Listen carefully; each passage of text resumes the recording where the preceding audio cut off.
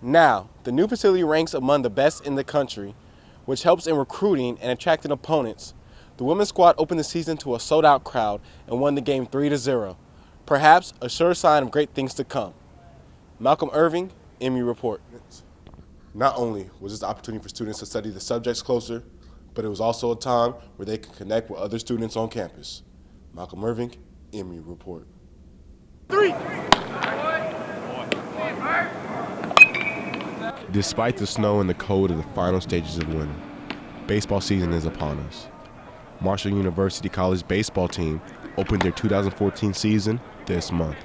Well, we're all pretty excited for this upcoming season. Last year was pretty tough, so we're getting over a little hump, and we're going to excel from it and get ready and play hard this year. The team is looking to make a huge run in the new and improved Conference USA. The baseball team has set goals to succeed in the best way, taking the lessons they learned from last year to make them a better team for the 2014 season. Working on our preparation. Last year we didn't really prepare that well before games, but I think a lot of the guys this year are more focused and ready to win. The baseball team is still without a field that they can call their own in Huntington, but that will not set them back against their opponents. You know, we've got a pretty sweet place to play in Charleston, and we get to go to some pretty cool places this year, so I think it'll be a lot of fun. Players say this will be one of the best seasons in years and can't wait to show fans what they are capable of. Malcolm Irving, MU Report. Parking on Marshall's Huntington campus is always a hot topic among students and faculty. The 6th Avenue parking garage built last year took the place of 2 now closed lots on 3rd Avenue side of campus.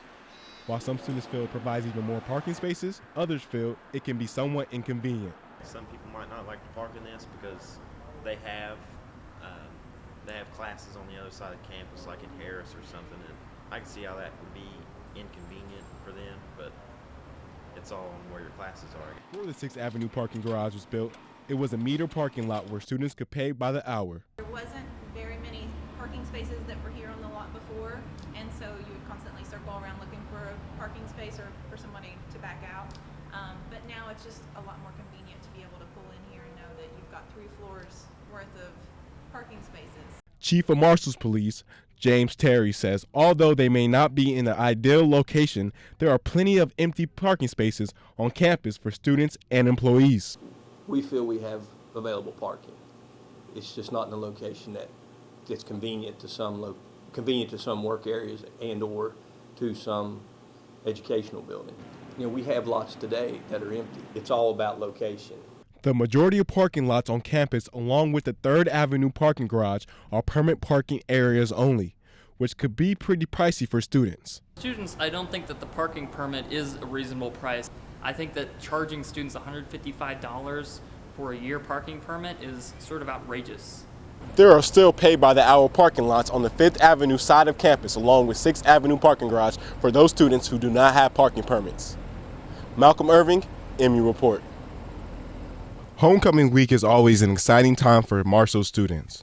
Among the many festivities is the running for homecoming court. Who will be the new Mr. and Miss Marshall? There are 6 students total selected to be on the court out of 30 applicants this year. John Alston is one of the participants and made it to the finals. He says he could be a strong representative of Marshall University. Time for me to step up and represent my university the best way I could, be a positive light to the freshmen and the underclassmen coming behind me to show them that anybody can run for Mr. Marshall and set that example. In years past, candidates were able to campaign through flyers, word of mouth, and social media. This year, ways was much different. You really couldn't say too much on social media. You couldn't really tell your friends or anything like that of that nature. Changed the campaign policy this year to where candidates could not campaign with the exception of once within their organization or academic department, whoever sponsored them, they could have a promotional period of up to 24 hours. Other than that, our committee handled all of the promotional items for the campaign. All 6 candidates will be assisted onto the field during the halftime of the homecoming game, and only 2 will be crowned by last year's representatives to be the new Mr. and Miss Marshall. Malcolm Irving, MU Report.